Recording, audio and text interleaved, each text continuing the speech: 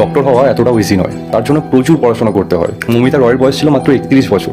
তিনি সেকেন্ড ইয়ারের post গ্র্যাজুয়েশনের student ছিলেন আরজি মেডিকেল কলেজের। প্রত্যেক দিনের মতো সেদিনও তিনি ডিউটি শেষ করে ঘুমাতে গেছিলেন। আর ওই সময় একটা সিভিক ভলেন্টিয়ার যার নাম সঞ্জয় রয় তাকে ওই রুমের দিকে ঢুকতে দেখা যায় এবং তার ঠিক 40 মিনিট পরে তাকে বেরোতেও দেখা যায়। কিন্তু সঞ্জয় রয় যখন ঢুকেছিল তার গলায় ছিল একটি ব্লুটুথ হেডফোন। কোনো এক কারণে সে হেডফোনটি ওখানে সে ফেলে দিয়ে আসে এবং বেরোনোর সময় হেডফোনটি নিতে ভুলে যায়। আর এভাবেই আসামি ধরা পড়ে। যার বাবা মা এত কষ্ট করে তাকে বড় করে ডক্টর বানিয়ে তাকে আজ অর্ধনগ্ন, গলার হাড় ভাঙা, যৌন অঙ্গে ক্ষত এরকম অবস্থায় পেয়েছে। ভারতবর্ষে এরকম অনেক মৌমিতা আছে যারা লাইফে কিছু একটা করার উদ্দেশ্যে বাইরে দিনের পর দিন স্ট্রাগল করে যায়। তাদের কথা একবার ভাবুন। আমরা মেয়েদেরকে দেবী রূপে পুজো করি বা নারী শক্তিকে দেবী রূপে পুজো করি।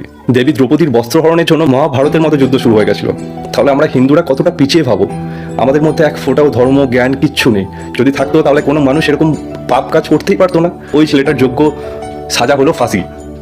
হ্যাঁ, হয়তো সঞ্জয় রয়ের মায়ের অনেকটা কষ্ট হবে, বাট আমি মনে করি দুষ্টু গরুর থেকে শূন্য বল অনেক ভালো।